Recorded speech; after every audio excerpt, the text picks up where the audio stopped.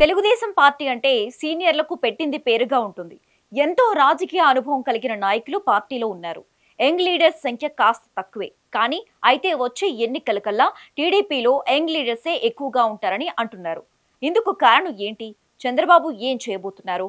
Senior లీడర్లు ఏమంటున్నారు అనేది ఈ స్టోరీలో తెలుసుకుందాం.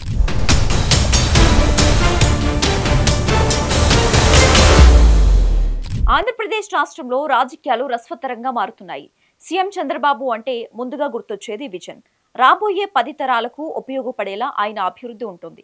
ఆయన పాలన విషయంలోనే ఇలా ఉన్నారు అంటే పార్టీని పటిష్టం చేయడంలో వెనకడుగు వేస్తారా చెప్పండి. ఇప్పటికే ఐటీ మంత్రి లోకేష్, కేంద్ర మంత్రి రామ్మోహన్ నాయుడు వంటి వారిని చెక్కుతున్నారు. రానున్న రోజుల్లో మరికొంతమంది యంగ్ లీడర్స్ కు ఛాన్స్ ఇవ్వబోతున్నారని ప్రచారం జరుగుతోంది. ముఖ్యంగా ఉత్తరాంధ్ర నుంచి యంగ్ లీడర్స్ పోటీకి సిద్ధంగా ఉన్నారట. అది కూడా టీడీపీ సీనియర్ల కుమారులు కావటం విశేషం. వచ్చే ఎన్నికల్లో తాము తప్పుకుని వారసులకు అవకాశం కల్పించారని ఆ నాయకులు సైతం భావిస్తున్నారట.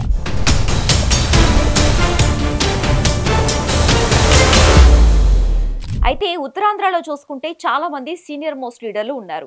2029 నాటికి వారంతా పక్కకు తప్పుకుని తమ పిల్లలను రంగంలోకి దించనున్నారు. వీరిలో మాజీ మంత్రి గంటా శ్రీనివాసరావు వచ్చే ఎన్నికల్లో తప్పుకుంటారని తెలుస్తోంది. కుమారుడు భీమిలి నియోజకవర్గం నుంచి పోటీ చేస్తారని సమాచారం. ప్రస్తుతం నియోజకవర్గంలో టీడీపీ బాధ్యతలను ఆయన చూస్తున్నారు. ఏపీ అసెంబ్లీ స్పీకర్ చింతకాయల అయ్యన్న పాత్రుడు వచ్చే ఎన్నికల్లో పోటీ చెయ్యరు. క్రియాశీలక రాజకీయాల నుంచి తప్పుకుని కుమారుడు చింతకాయల విజయ్కు అవకాశం కల్పించనున్నారు. ఇప్పటికే విజయ్ తెలుగుదేశం పార్టీలో చాలా యాక్టివ్ గా పనిచేస్తున్నారు. ప్రతిపక్షంలో ఉన్నప్పుడు సోషల్ మీడియా విభాగం బాధ్యతలు కూడా చూశారు. లోకేష్ తో మంచి సంబంధాలే ఉన్నాయి. వచ్చే ఎన్నికల్లో ఆయన నర్సీపట్నం అసెంబ్లీ నియోజకవర్గం నుంచి పోటీ చేసే అవకాశాలు కనిపిస్తున్నాయి.